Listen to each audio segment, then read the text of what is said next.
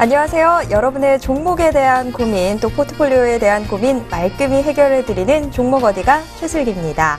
자, 여러분, 발명왕 에디슨 잘 아시죠? 이 특허 수가 1000종을 넘을 정도로 많은 발명을 했는데요. 그런데 에디슨의 성공은 쉽게 오지 않았습니다. 1914년 12월, 에디슨의 연구실은 화재로 모두 잿더미가 됐다고 합니다. 그간의 모든 작업물들이 화마에 전소됐던 그때 에디슨의 나이가 67세였다고 합니다. 보통 사람 같으면 좌절할 법도 한데 다음 날 아침 에디슨은 폐허로 변한 연구실을 바라보면서 이런 말을 했다고 합니다. 재앙도 나름 가치가 있네. 내 모든 실패가 날아가 버렸으니 새롭게 시작할 기회를 주신 신이여 감사합니다.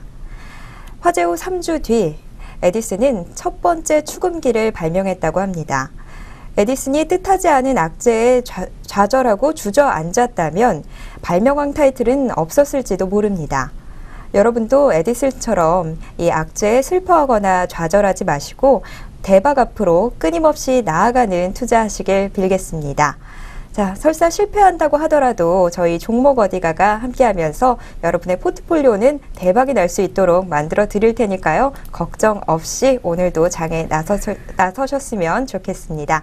자, 오늘도 매눈 전문가와 함께하도록 하겠습니다. 전문가님 안녕하세요. 네, 안녕하세요. 네, 자, 저 지난주에 첫 방송이 나간 이후에 한 주 어떻게 잘 보내셨나요? 네, 잘 보냈습니다. 아, 네.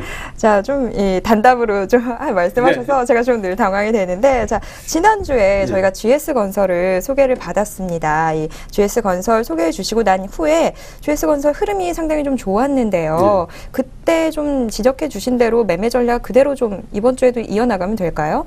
네, 사실 이 단기적으로 그리고 저는 제 생각에 그렇게 빨리 갈지 몰랐어요. 그렇게 빨리 가려고 했던 것도 아니고 계속 물량을 모아가면서 한 3주 정도 텀, 2주 정도 텀으로 바로바로 잡는 게 아니라 한 이틀 후다 잡고 눌릴 때 잡고 뿜을 때 잡고 이런 식으로 평단가를 좀 맞춰가는 단계로 좀 생각을 했었는데 생각보다 그 바로 터져지면서 이제 그 전에 그 매수를 했던 우리 회원님들 같은 경우는 수익이 좀 났었는데 그 이후로 사실 어제 오늘 해서 좀 눌리긴 했어요. 근데 뭐 그걸 단기적으로 짧게 보고 가는 종목이 아니기 때문에 계속해서 이번 주 금요일까지는 볼 거고요. 그 이후도 마찬가지입니다. 계속해서 모아나갈 작정입니다. 네, 자, 이 GS건설 좀 소개해 주시고 난 후에 바로 또 이렇게 반응이 좀 왔었는데, 자, 오늘도 또 GS건설만큼이나 좋은 종목 소개해 주실 거죠? 네, 근데 참 힘드네요. 이게 회원님들 대상으로 하는 종목이 있고 이렇게 공개적인 대상이 있는데 그 다음 주에 또 이게 이렇게 화면상 평가가 돼 버리니까 공개를 할 수 있는 게 있고 또 아닌 게 있잖아요. 그래서 참 고르기 어려웠는데 한번 그래도 기대를 해보도록 하겠습니다. 네. 자, 오늘도 이 종목 어디가와 함께 하시면 좋은 종목, 수익이 날 수 있는 종목 알아가실 수 있습니다. 여러분의 포트폴리오에 대한 고민 오늘도 말끔히 해결해 드리도록 하겠습니다. 자, 저희는 잠시 후 시청자 한 분의 포트폴리오 들고 돌아오겠습니다.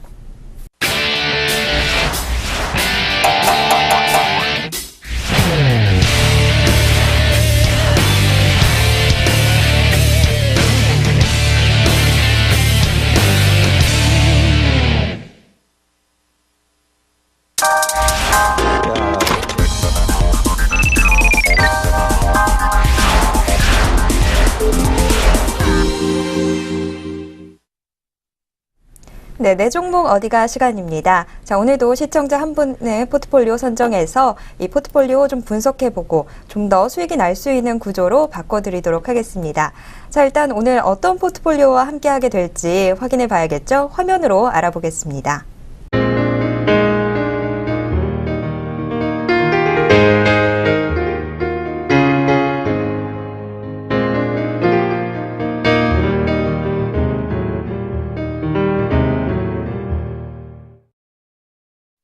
네, 포트폴리오 확인해 봤습니다. 네 종목이 담겨 있는 포트폴리오였습니다. 삼성전기와 LG전자가 각각 10%의 비중으로 포트폴리오 안에 담겨 있었고요. LG화학은 15%, OCI는 20%의 비중으로 담겨 있습니다. 지난주에 저희가 함께 좀 살펴봤었던 포트폴리오는 시가총액 규모가 좀 작은 이 종목들이 포트폴리오 안에 담겨 있었는데 오늘 포트폴리오를 좀 차지하고 있는 종목들은 덩치가 좀 큰 종목들이 있다라는 게 좀 특징인 것 같습니다. 이 포트폴리오 처음 보고 제가 제일 먼저 좀 눈에 들어왔던 게 바로 덩치가 좀 큰 종목들이 포트폴리오 안에 담겨 있네라는 이 점이었습니다.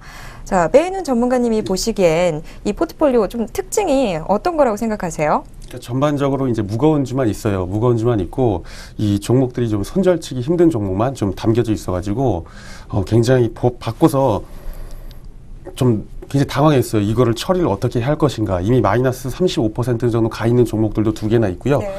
예, 뭐 워낙 무거운 종목들만 담겨져 있는데 장기 투자를 어느 정도로 생각하셔가지고 들고 있는지도 모르겠고 또 수익권인 종목들도 이미 어떻게 보면 한번 고점을 찍고 두 번째는 고점을 확인하고 밀린 상황인데도 팔지 않고 또 들고 계셨고 이러다 보니까 아니 그럼 도대체 목표가를 얼마나 두고 계시길래 이미 가격이 올랐다가 한번 밀렸다 또 빠지는데 들고 있으시나 이런 생각 때문에 이 포트폴리오를 바꿔서 되게 난해했어요. 난해했는데 어쩔 수 없습니다.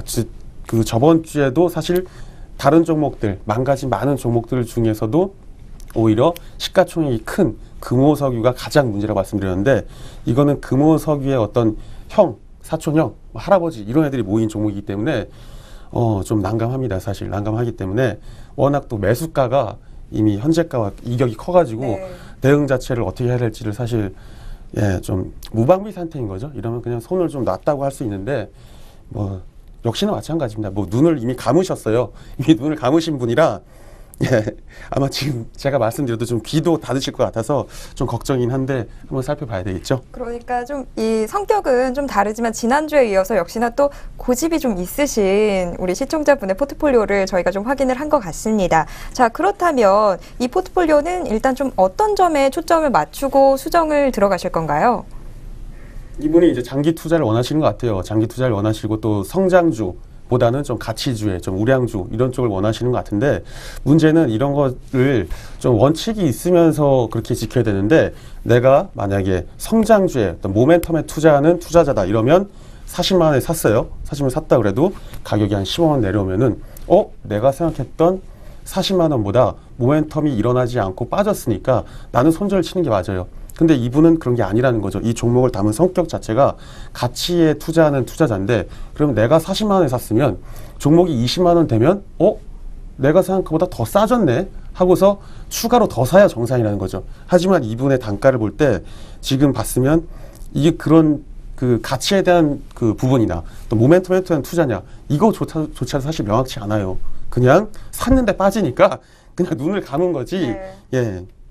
그래서 이게 점수를 사실 높게 드릴 수는 없는데 높게 드리는 그 저번 주보다 높게 드린 이유는 딱 두 가지입니다. 지난주에 10점 맞으면 2점 2점 정도 이었죠. 받았죠. 예. 네. 그렇다면 이 포트폴리오는 이 포트폴리오는 4점입니다. 4점. 예, 조금 높아졌네요. 예, 조금 네. 높아졌는데 이유는 두 종목이 수익이 나고 있어서고요. 물론 마이너스 35%갈 때까지 지금 두 종목을 들고 있다는 건 거기서 이제 6점이 까였는데 그래도 다행히 내 종목 중에 2개라도 수익한 게 어딥니까? 그런 점에서 그냥 일단 저번 주보다는 조금 조금 더 높은 점수를 줬지만 예. 그래도 아직 좀 보완할 구석이 많은 포트폴리오인 것 같습니다. 자, 전반적인 평가를 좀 들어봤고요. 이제 본격적으로 개별 종목들 하나하나씩 평가 내려보도록 하겠습니다. 자, 우선 가장 먼저 살펴볼 종목 삼성전기입니다.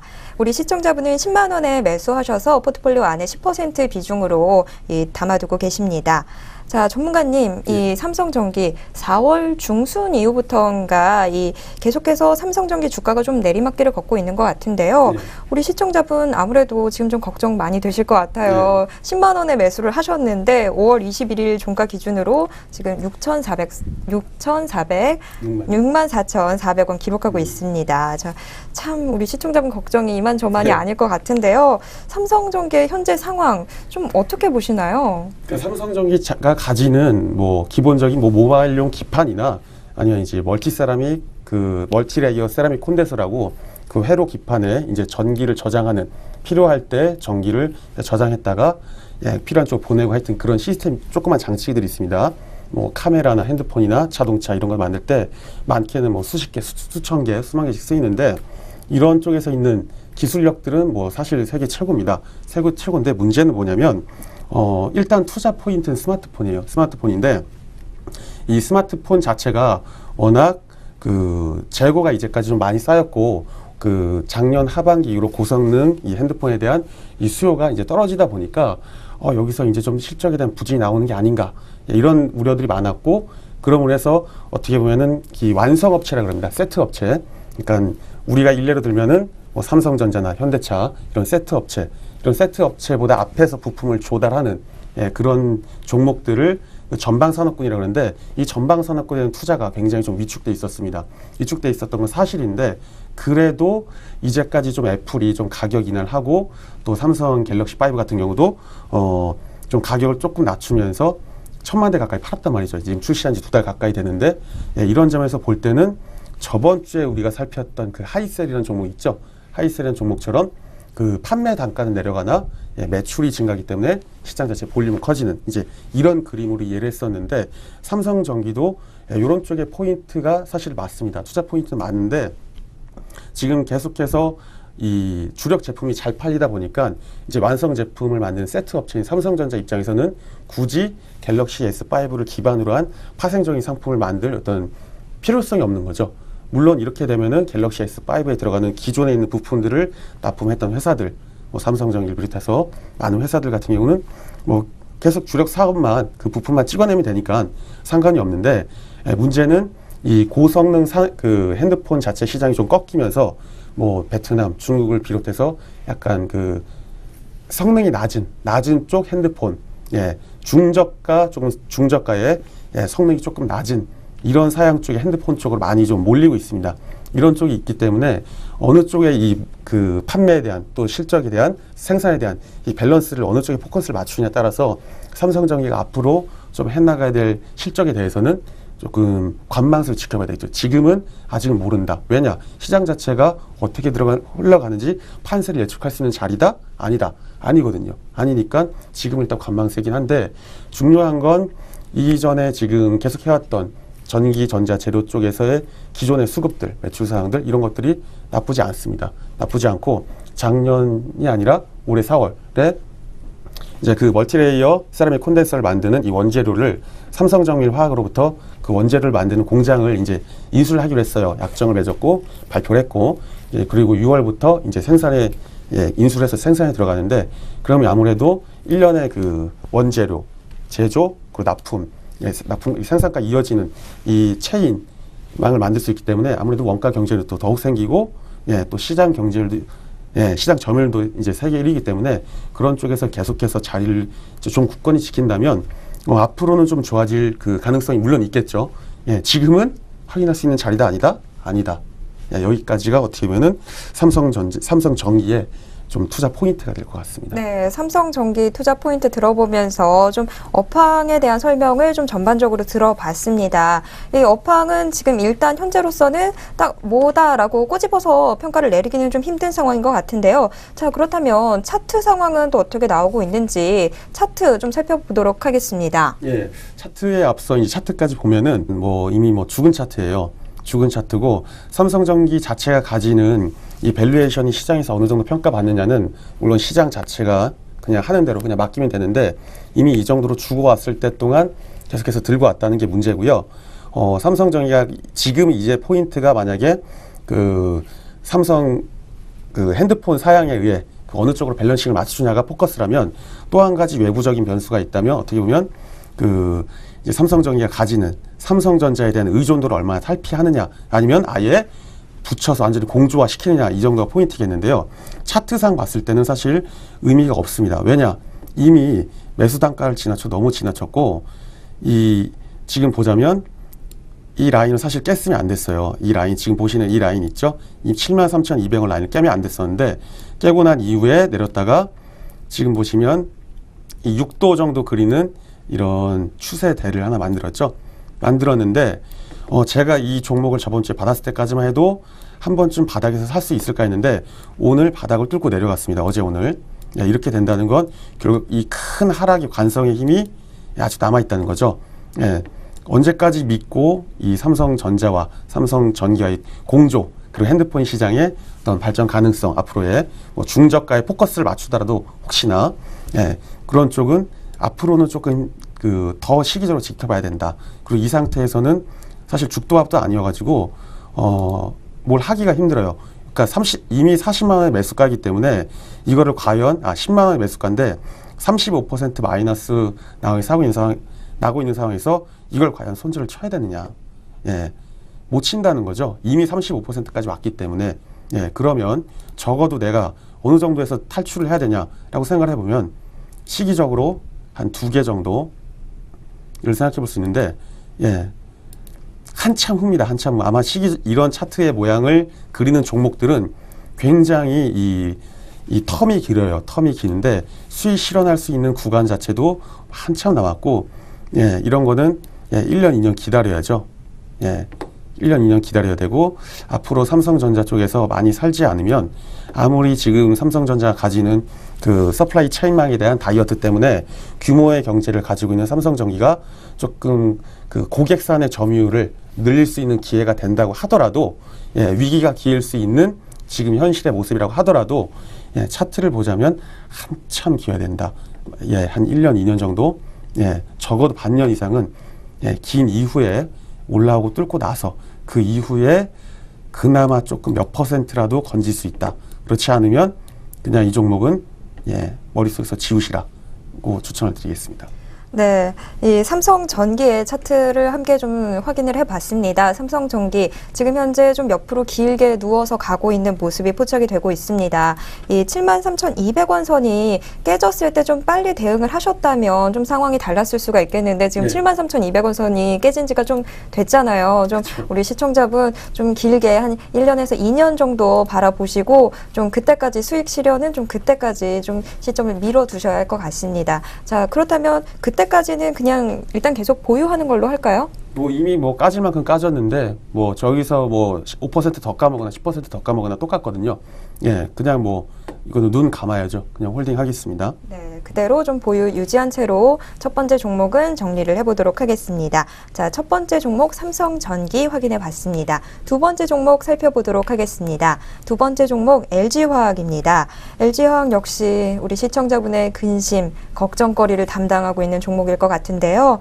자, LG화학 포트폴리오 안에서 차지하고 있는 비중은 15%입니다. LG화학 우리 시청자분은 40만 원에 매수하셨는데 5월 21일 종가 기준으로 26만 1,000원 기록하고 있습니다.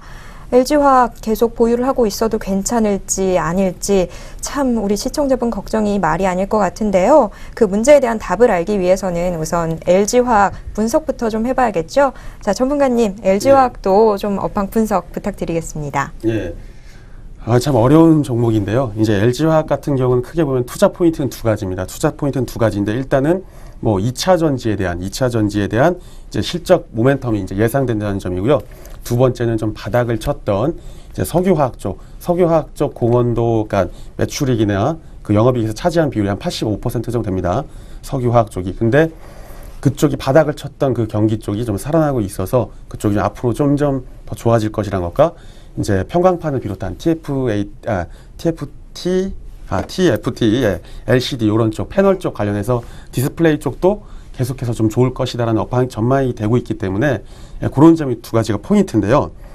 이제 LG전자는 현재는 2차 전지에서 세계 3위 정도 하는 업체예요. 그러니까 기술력도 있고 뭐 그거와 관련된 전기차 쪽에서 또 세계 1등이긴 합니다. 세계 1등이긴 한데 첫 번째 투자 포인트는 일단 2차 전지라고 말씀드렸죠. 2차 전지의 어떤 실적 모멘텀이 예상된다는 점입니다. 예상되는 점인데 일단 이 스마트폰, 뭐 날이 갈수록 마찬가지죠. 스마트폰이나 PC나 어떤 태블릿 그런 것들 관련돼서 수요나 뭐 그런 게 시장이 커지고 있다는 그거는 누구나 아는 얘기고 당연히 그에 맞는 소형 전지들 당연히 수요 증가하겠죠. 어떻게 보면 당연한 건데 그럼 왜 이때까지 안 좋았냐? 이때까지 안 좋았냐? 스마트폰은 아까 삼성전자에서 봤었던 것처럼 삼성전기에서 그 뭐 가격은 내려가고 이제 그 매출액은 느는 이런 식으로 이제 같이 봤었는데 지금 보면 한 기기 한 개당 필요한 이 용량들이 있죠. 용량들은 계속 이제 용량은 왜 이렇게 용량이 작냐? 그러니까 용량 계속 그 용량을 좀 늘려달라 이런 데 대한 고성능 용량 뭐 양이 많은 거 이런 것들 요구하고 있어요. 요구하고 있는데 문제는 뭐냐? 이전에 그 만약에 한 3년 전에 갤럭시 뭐 1, 2, 3 중에 뭐 그때 당시 그 충전 용량이 100이었다. 그러면 그때 당시는 가격이 한 100만 원 정도 됐었겠죠. 예. 근데 지금은 충전 그 배터리 용량이 한 2배 정도 되는 한 200 정도라고 치면 간단하게. 근데 오히려 가격단은 100만 원이 아니라 90만 원, 막 95만 원 이렇다는 거죠. 그러니까 같은 동일 그 전기 배터리 사용량을 쳤을 때는 오히려 가격이 단가가 인하가 되기 때문에 이 2차 소형 전지 쪽에서 어떤 앞으로의 실적 개선은 좀 한계성이 분명히 보입니다. 예. 그러면 우리는 2차 전지에 대해서 그 투자 포인트 실적 모멘텀을 어디에서 찾아야 되냐? 예. 일단 태양광이나 풍력 같은 경우는 바로 쓰는 게 아니라, 왜냐하면 전력 생산량이 항상 뭐 일정한 게 아니죠. 풍력이나 태양광 이런 쪽은 그 전력 생산량이 일정치가 않기 때문에 일단 2차 전지에 한번 모았다가 그거를 이제 바로 보내는 게 아니라 뭐 필요한 곳에 보내거나 나중에 뭐 가정이나 사무실로 이런 쪽 바로 보내는 게 아니라 모자라는 곳에 아니면은 뭐 더 필요한 곳에 이렇게 보내는데, 이 전기를 모으는 시스템 자체를 뭐 간단하게 에너지 스토리지 시스템이라고, 그냥 에너지 저장 시스템, 이 ESS 시스템을 써야 되는데 이게 반드시 필요합니다. 이런 신재생 에너지는 태양광 어쨌든 풍력 이런 에너지는 신재생 에너지는 어쨌든 ESS 시스템이 반드시 필요하다. 그러면 그때는 필요한 거는 핸드폰이나 이런 모바일 시장에 들어간 조그만 소형 전지가 아니라 중대형 대형 2차 전지 있죠. 이런 쪽에 있는 기술력이 확보된 기업들이 앞으로 이제 더 좋아질 건데, 지금 현재 ESS 같은 경우는 미국 같은 경우는 뭐 캘리포니아는 의무적으로 법적으로 어느 정도를 설치하려 하고 있고요. 또 다른 주 같은 경우도 좀 법제적으로나 아니면은 뭐 비용 지원 이런 걸 통해서 이런 쪽을 많이 좀 지원을 하고 있습니다. 근데 우리나라도 이제 한국전력에서 2014년부터 2017년까지 이제 각 발전소에 대해서 좀 ESS 시스템을 이제 설치한다는 좀 구체적인 그 계획 방안을 발표했거든요. 그럼 이때는 당연히 국내에서 기술력을 가장 인정받는 LG화학이 당연히 뭐 제일 먼저 수혜주가 되겠죠. 근데 언제? 그렇게 할 때, 그게 일단 첫 번째 그 2차 전지에 대한 실적 모멘텀이 예상된다는 투자 포인트가 첫 번째였습니다. 네. 자, 첫 번째 투자 포인트가 2차 전지 실적 모멘텀이 예상된다라는 점이었습니다. 자, 그리고 두 번째 투자 포인트가 석유화학 분야가 바닥을 찍고 이제 반등할 것으로 보인다. 반등할 것으로 전망된다라는 점이었는데요. 자, 석유화학 분야 이쪽도 얘기 좀 더 자세히 들어볼까요? 예. 석유화학 분야는 일단 그 LG 화학의 그룹사들 중에 매출액에서 전체에서 차지하는 비중이 한 85%에 달하기 때문에 이게 바닥을 찍고 올라오면 뭐 2차 전지가 조금 앞으로 좀 시기적으로 좀 많이 좀 언제 될지 모른다라고 생각하면 오히려 좀 투자 포인트는 첫 번째는 2차 전지였지만 오히려 실적 개선에 대한 그 영향력은 석유화학 쪽에서 좀 더 있을 수 있는데, 그 SAP라 그래가지고 요거는 이제 건너뛰고 그 고기능 고흡수성 그러니까 수지인데 이 자기 무게의 1000배 정도의 물을 쫙 빨아들이는 고흡수성 이 수지가 있습니다. 그러니까 뭐 기저귀, 뭐 여성 위생용품 뭐 이런 데들 굉장히 많이 쓰이는데, 지금 이 위생용품 자체가 매년 글로벌적으로 한 5, 6%가 안정적으로 이제 성장하고 있어요. 그러다 보니까 그런 데 대해서 매출에 대한 기대, 자연적으로 기대할 수 있고요. 또 이제 그 ASP라 그래가지고 ABS인데요. ABS인데 이 브레이크 ABS가 아니라 아크릴로나이트릴, 부타리에, 스타일렌 이 앞에 세 자를 따서 이 석유화학 제품에 이 가공한 요 세 가지 물질을 이제 합성한 이런 특수 수지인데 이런 것들이 이제 그 뭐 냉장고, 가전제품, 뭐 차량들이 굉장히 많이 들어갑니다. 근데 이런 쪽을 지금 뭐 여수 쪽에 뭐 공장 증설도 했고, 또 중국 쪽이나 뭐 카자흐스탄 이런 쪽에 증설하고 있는 공장들 자체에서 뿜어나올 수 있는 이 시너지가 한 2, 4분기 이후, 3, 4분기 이후 정도면 이제 잡힐 수 있다는 거죠. 그러면 그때 조금은 더 올라갈 수 있겠구나라고 생각해 볼 수 있겠죠. 거기까지가 이제 두 번째 석유화학 분야의 어떤 포인트였습니다. 네. 네, LG화학 일단 투자 포인트 두 가지를 좀 짚어볼 수 있는데요. 2차 전지 실적 모멘텀과 또 이 석유화학 분야였습니다. 특히나 지금 현재 2차 전지보다는 석유화학 쪽에서 좀 더 빠른 반응이 나올 것 같습니다. 석유화학 분야가 바닥을 찍고 이 3분기 정도, 4분기쯤에는 이제 반등할 것으로 보이고 있습니다.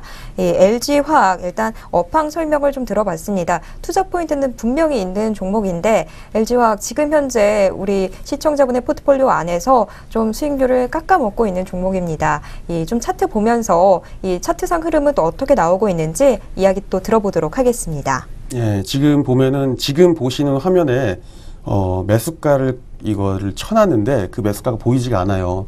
그만큼 저 위에 있다는 거죠. 예, 지금 보이지가 않고 이거는 차트를 분석을 해보면 답이 딱 나옵니다.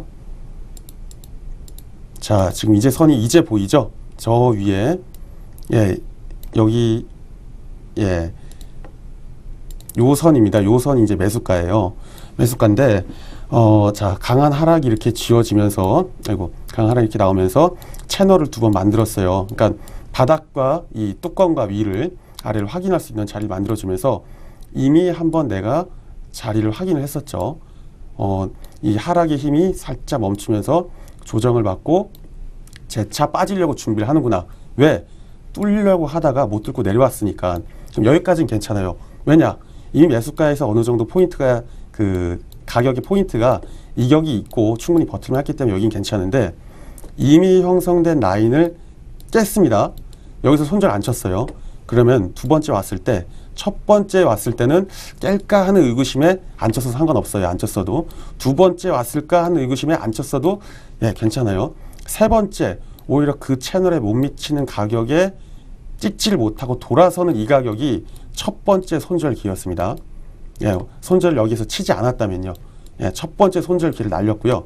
두 번째 빠지면서 재차 밀려서 똑같이 또 단을 형성하고 또 빠지는데 마찬가지인 거죠. 두 번을 바닥을 그러니까 위를 찍고서 빠지는데도 또 손절을 치지 않았다는 거죠. 그러니까 두 번의 손절 기회, 가격적인 면에서 손절 기회를 완전히 날려먹었다. 결국은 그럼 어떻게 됐냐? 녹아내린 거죠. 그냥 계좌가 녹아내린 겁니다. 예, 뭐 답이 없어요. 그래서 어떻게 됐어요? 한 번 더 빠졌어요. 그리고 또 어떻게 됐다? 또 올려치려다가 또 빠졌다. 그러면 예, 단기적으로 이렇게 봤을 땐 예, 또 빠지고 있죠. 그러니까 이전에 매물대에서 못 들고 빠지고 못 들고 빠지고 또 올라오면 또 못 들고 빠지죠. 이런 건 예, 한마디로 예, 죽는 종목은 계속 죽는 거예요. 왜냐? 이 동안 이어진 하락의 힘이 관성의 힘이 엄청나기 때문에 작용 반작용이 지ner이 아무리 쳐봤자 예, 가는 힘대로 간다는 거죠. 예, 이런 거는 지금 가장 좋은 거는 딱 자르고 나올 수 있으면 좋지만 예, 그렇게 못한다 그러면 이 단기적인 매물대가 걸리는 라인들 예, 이런 라인들 쪽에서 예, 올라올 때마다 청산을 해야 되는데 지금 좋지 않은 건 뭐냐? 예, 구름대 안으로 접어들고 있다. 첫 번째 예, 차트 분석상 좋지 않은 건 이제 구름대 안으로 머무르고 있다. 예, 여기서 이제 방향성을 가늠하기가 힘들거든요.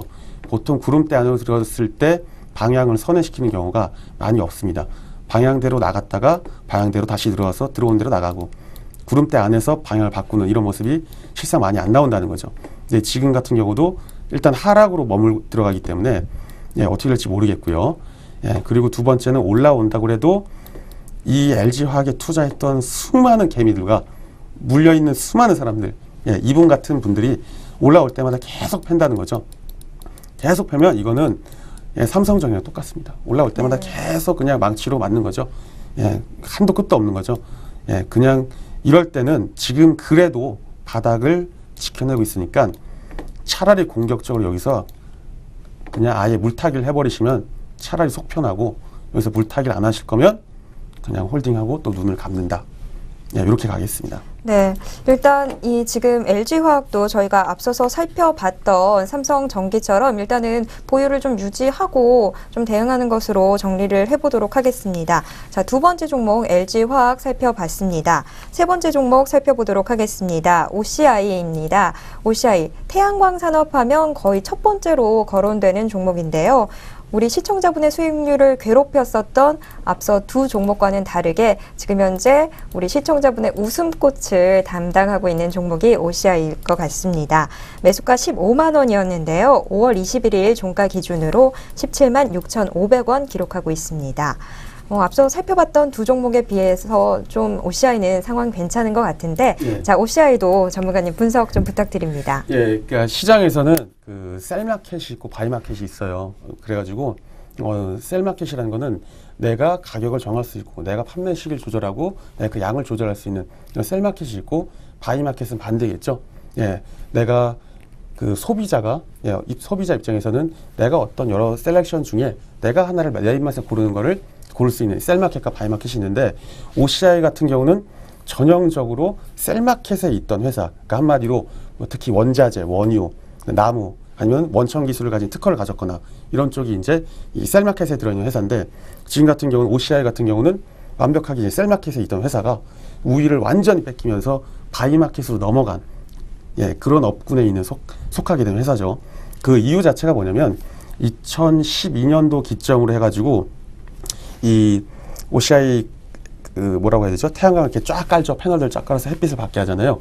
그럼 그 안에 들어가는 이게 보라색도 아니고 그런 코발트 블루 같은 그런 색상의 그 칩을 만드는 요 원자재가 요 폴리실리콘인데, 폴리실리콘이 과잉 공급이 되면서 이게 결국 수요를 공급이 넘어서 버린 거죠. 그러다 보니까 이 폴리실리콘 가격이 반토막이 나버리다 보니까 거기서 막 소형 업체들은 줄도산하고 대형 업체들은 이제 서로 이제 뭐 인력 감축하고 뭐 난리가 난 거죠. 그러면서 뭐 공정도도 단순화하고 뭐 이런 식으로 조금 좀 구조 조정이 굉장히 많이 있었어요. 요 2년 동안 태양광은 사실 뭐 어떻게 보면 죽었다, 완전히 개박살이 났다 이렇게 볼 수 있겠는데, 지금 이 표가 나와 있는데, 이 태양광을 설치하는 이 시스템 자체에 대한 이 공급량은 늘었어요. 그러니까 PB라 그러는데, 이 태양광 발전을 설치하는 그 태양광 발전 설치는 굉장히 늘었다. 그런데 폴리실리콘 가격이 반토막이다 보니까 아까 그 어떻게 보면 고사양의 핸드폰이랑 정반대의 상황이 된 거죠.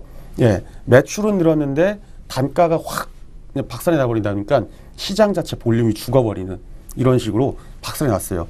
그러면서 뭐 PB 이 태양광 설치 규모도 또 좀 하락세에 있었고 그동안 있어가지고 상당히 이 업황 자체를 도무지 긍정적으로 볼 수는 없는 이런 상황까지 이제 왔었는데 지금 조금 달라졌어요. 근데 왜냐, 폴리실리콘 가격이 조금 이제 멈췄어요. 멈추면서 올라올까 말까 하는데, 지금 이 동안 설치됐던 PB 시스템의 양을 생각을 한다면 분명히 이 신규로 생산한 이 폴리실리콘 양이 어느 정도 신규 설치한 그 태양광 시스템에는 분명히 재료로 들어갔어야 되는데, 그 신규 생산했던 양이 신규 설치됐던 양을 따라가지 못하는 거죠. 그러면 그 이격은 어디서 해석을 할 수 있냐?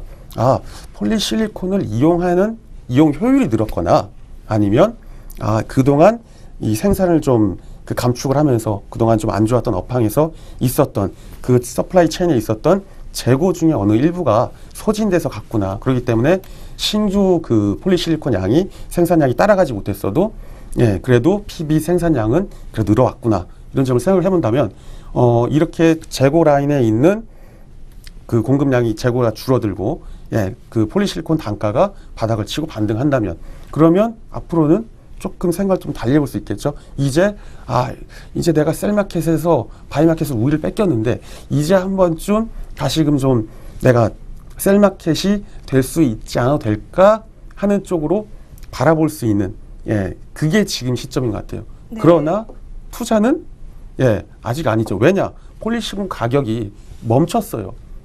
내려가던 걸 멈췄어요. 올라온 게 아니라.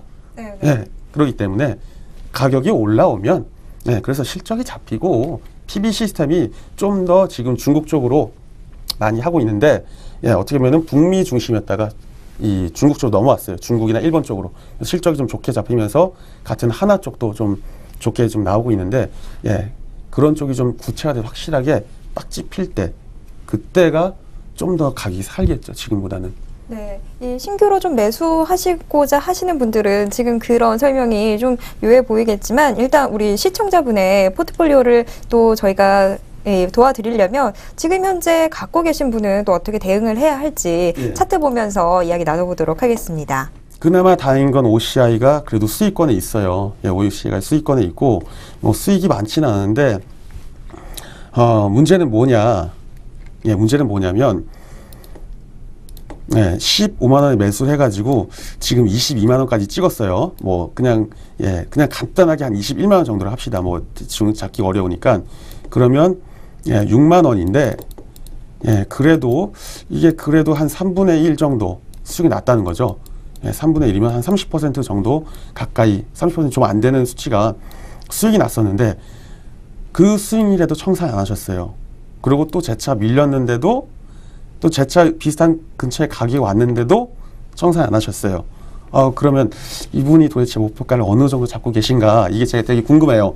한번 제가 한번 여쭤보고 싶고 이분은 제 생각에는 아무래도 앞에 삼성전기 그리고 LG화학, OCI 그리고 이 다음 종목까지 다 한꺼번에 담으신 것 같아요. 한 날에 비슷한 시기에. 그래가지고 이 앞에 두 종목에서 35% 마이너스 친 거를 이 종목으로 좀 내가 만회를 해보겠다 이런 생각을 하셔가지고 들고 계시는 것 같은데 길게 봤을 때 이 지금 흐름 자체가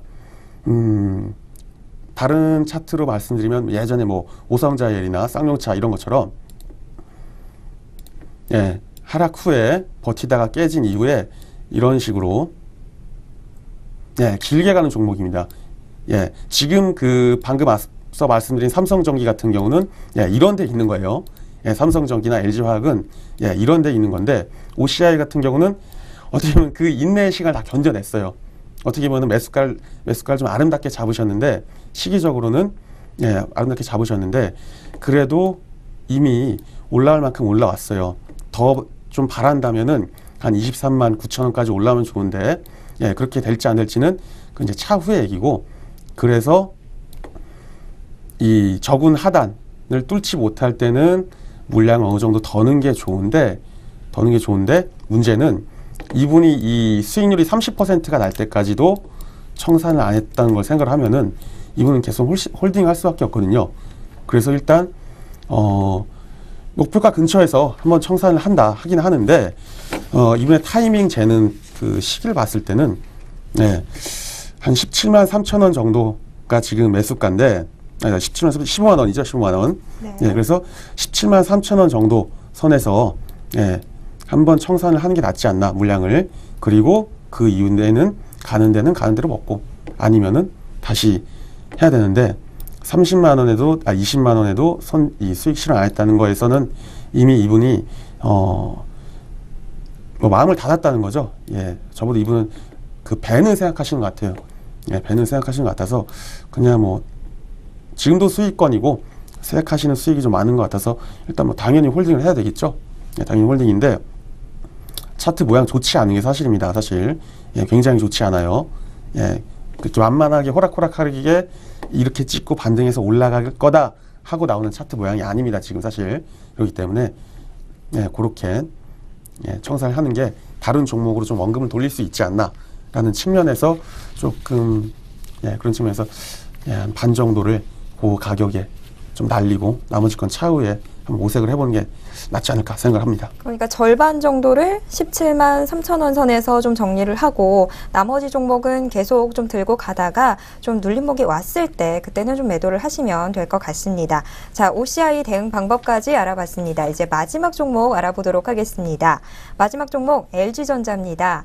LG전자 지금 좀 수익을 내고 있는 상황인데요. 우리 시청자분 6만 5천 원에 매수하셔서 현재 포트폴리오에는 10% 비중으로 담아두고 계십니다. 5월 21일 종가는 6만 8,300원 기록했습니다. 자, LG화학도 전반적인 평가 들어보도록 하겠습니다. LG전자 뭐 사실 좋지 못했어요. 뭐 삼성의 치이고 뭐 밑에 뭐 도시바나 여러 그 중소 일본 그리고 대만 쪽에서 워낙 치이다 보니까 좋지 못했고 그동안 조금 안 좋았다가 올해 지금 얼마 전에 발표한 실적이 조금 좋아가지고 다시 조금 살아나나 했는데 그때 반짝이었죠. 그때 반짝이었고 뭐 이것도 사실 지금 들고 있는 다 종목들이랑 차트 모양이 비슷해요. 그러니까 이런 거를 지금 바닥이라고 생각해서 잡으셨는데 일단 한번 바닥을 팠다 올랐거든요. 재수 없었으면 계속 그 LG화학처럼 언제까지 까질지 몰랐는데 이 LG전자가 이미 많이 망가진 상태다 보니까 지금 좀 상대적으로 다른 종목에 비해서 좀 덜 망가졌다. 왜냐? 그 주권 수가 많고 이러다 보니까 그 다른 종목에 비해서 좀 종목이 가벼운 종목이죠. 가격대가.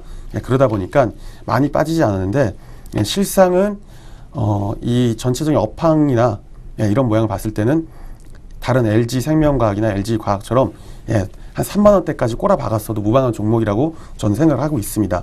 근데 업황을 살펴보자면 LG전자가 이제 대표적으로 한 5가지 정도의 사업군을 유지를 하는데 사업군을 유지를 하는데 이제 홈 엔터테인먼트라 그래가지고 뭐 TV 쪽, TV 쪽 그리고 에어컨 쪽 그리고 이제 모바일 쪽, 모바일은 이제 핸드폰 쪽이겠죠. 근데 현재 디스플레이 같은 경우는 괜찮아요. 디스플레이 같은 경우는 방금 앞서 보셨던 LG화학 같은 경우도 이런 그 사생활 보호 필름 같은 거 들어보셨죠? 네. 이렇게 보이면 보이고, 각도에 따라서 안 보이고, 이렇게 그 안쪽에 이제 그 광원이 빛을 쏘면은 여러 막을 통해서 액정을 통해서 이렇게 오는데 그 막을 통해서 올 때 오는 광원의 방향성을 잡아주는 거를 이제 편광판이라고 그러는데 이 편광판 자체를 어디서 얘네들이 납품을 받냐? LG화학입니다. LG화학에 납품을 받는데 LG화학도 대규모 어떤 이런 쪽에 증설을 늘리고 어디 쪽에서 기대를 했기 때문에 LG디스플레이나 LG전자 쪽에서의 매출을 기대하고 LG화학 쪽에서 많이 좀 투자를 했거든요. 그런 말은 그 LG전자에 대한 어떤 실적에 대한 기대감이 그룹사 내부적으로도 어느 정도 있다는 거죠. 그런 점을 좀 LG화학을 통해서 LG화학의 편광판 그 공정 라인 증설이나 해외 공장 증설을 통해서 LG전자나 LG디스플레이 쪽에 대한 좀 가능성, 올해 그런 거를 조금 점쳐볼 수 있지 않나 생각을 하는데 또 앞으로도 또 월드컵도 있고요. 뭐 중국을 바라는 중국향 어느 정도 수요도 좀 예측이 되고 있어서 업황 자체는 나쁘지 않습니다. 뭐 디스플레이, 뭐 전자, 백색가전 쪽에서 안 그래도 잘해왔다가 이제 막 그 삼성전자에 막 치기 시작한 지금 시기예요. 그러니까 이전에 백색가전에서 지금 1등이었다면 어떻게 보면은 지금 그 1등마저 내줄까 말까 한 위태로운 시기라 사실 조금 불안해요. 아무리 지들이 뭐 휘센인가요? 뭐 에어컨 어쨌든 그쪽에서 잘하고 있다고 하더라도 일단 주력 사업군이 그 뭐 핸드폰도 있잖아요. 핸드폰 같은 경우도 이제 제품은 좋은데 인지도에서 딸려버리니까 뭐 지금 이제 5월 말인가요? G3가 나오는데 그거에 대한 실적 과연 500만 대를 예상하는데 500만 대를 얘들이 팔 수 있느냐? 삼성 그 갤럭시 S가 1000만 대를 팔았는데 그거에 대한 반을 니들이 팔겠다? 그래? 한번 보자. 한데 그럼 실적이 잡히려면 언제? 500만 대부터 팔고 난 이후에 그때가 되겠죠. 그러니까 결국에 LG전자도 지금 현재 업황 살펴봤을 때 좀 뭐라고 딱 꼬집어서 얘기할 수 있는 상황이 아니란 말인데 자 그렇다면 LG전자에 대한 대응은 저희가 어떻게 하는 게 좋을까요? 사실 LG전자에 대한 이 실적 자체는 나쁘지 않아요. 실적 분기별 실적이 계속 올라가고 있기 때문에 그건 좋은데 그럼 분기별 실적이 올라오는 동안 주가는 왜 계속 이 하락을 했는지 그거는 설명을 할 수가 없거든요. 그러다 보니까 지금 그나마 좋은 건 그래도 수익권에 있다. 수익권에 있는데 이분이 이 차트 분석을 조금이라도 하실 줄 알았으면 이런 매물대 걸리는 라인에서 이미 청산을 한번 하셨어야 돼요. 왜냐? 뚫으려고 하다가 못 뚫은 걸 이미 확인을 했으니까. 근데 그러지 못했다는 거죠. 그러지 못했기 때문에 이분의 또 역시 이 앞에 거랑 마찬가지죠. OCI처럼 기대 수익률이 단순히 그냥 30% 이 정도 수준이 아니다. 굉장히 적어도 더블 한 200% 정도 생각하고 있는 게 아니신가. 뭐 아니면 LG전자로 이전에 뭐 크게 재미를 보신 분이 기억이 있어가지고 그 기억 때문에 하시거나 뭐 그러신 것 같아요. 근데 차트 분석을 잠깐 해보자면 별로 안 좋았어요. 계속해서 안 좋았고 이전에 긴 흐름들 굉장히 안 좋았죠.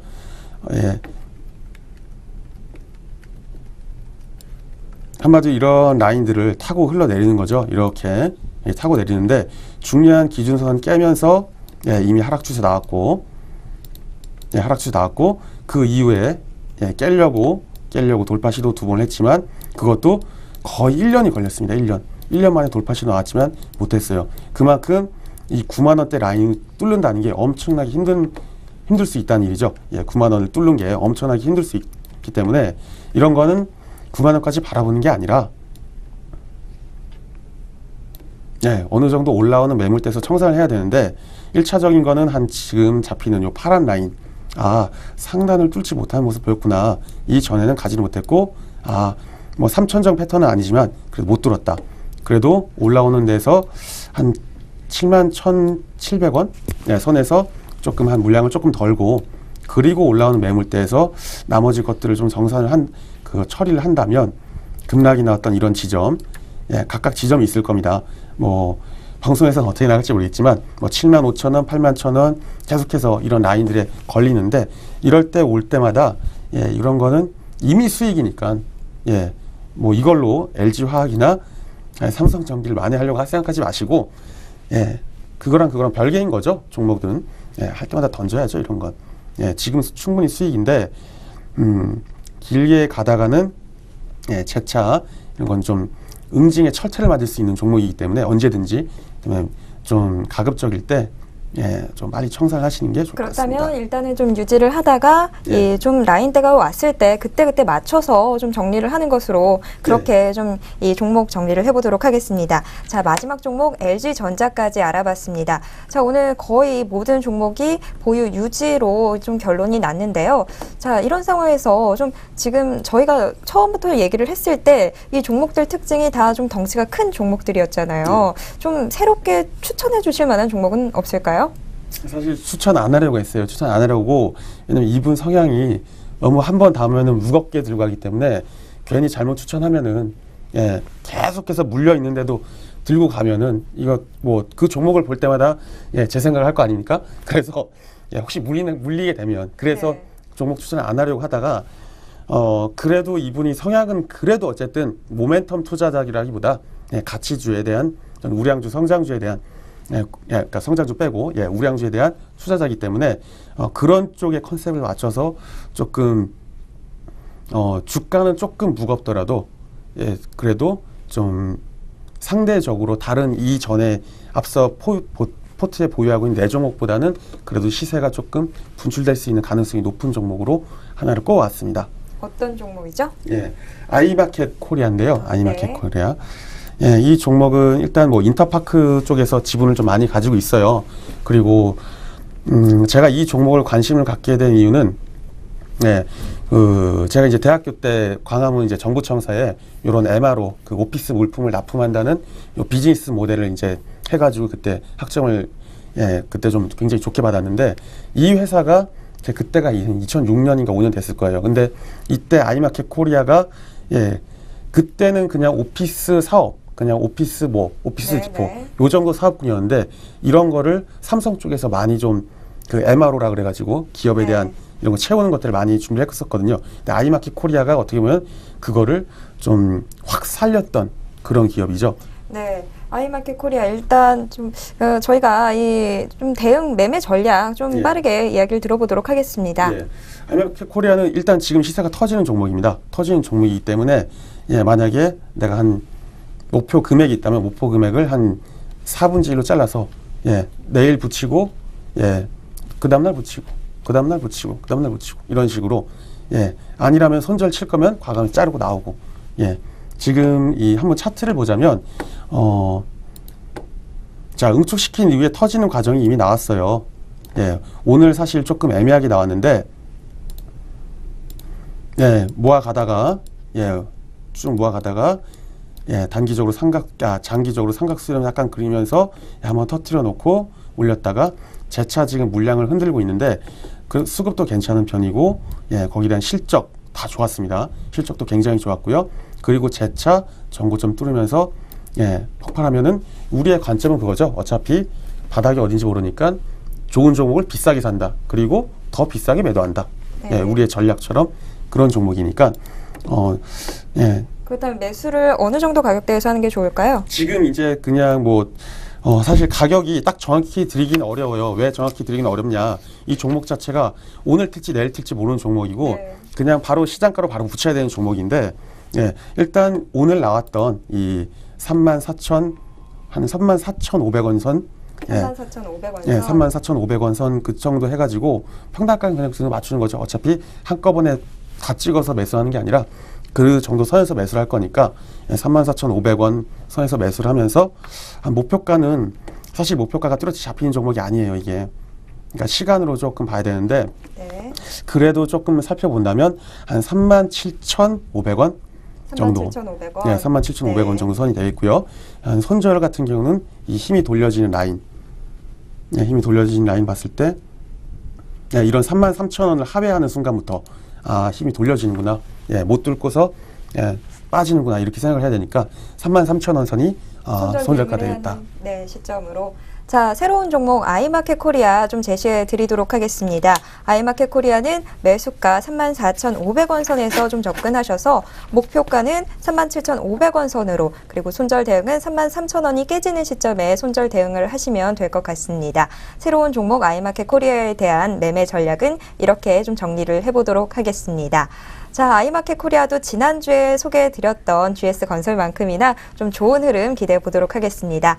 자, 우리 시청자분의 포트폴리오 정리해봤던 지금 이 시간 네 종목 어디가 시간이었습니다.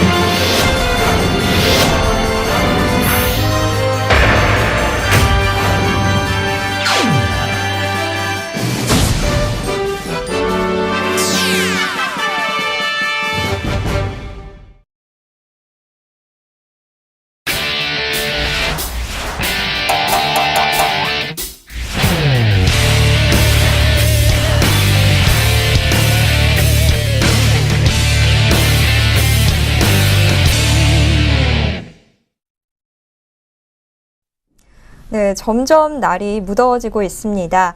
21일이 소만이었다고 합니다. 이 소만은 24절기 중에서 여름의 시작을 알리는 절기라고 하는데요. 이제 절기상으로는 완전히 여름에 들어선 것 같습니다. 기상청에 따르면 당분간 좀 무더운 여름날 날씨가 계속된다고 합니다. 건강관리 유의하셔야겠습니다.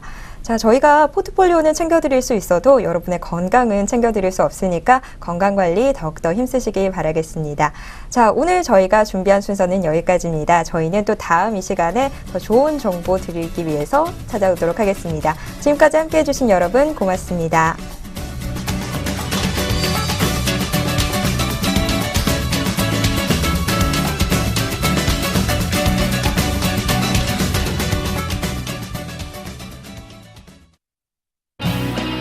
종목 포트폴리오를 바꿔드립니다.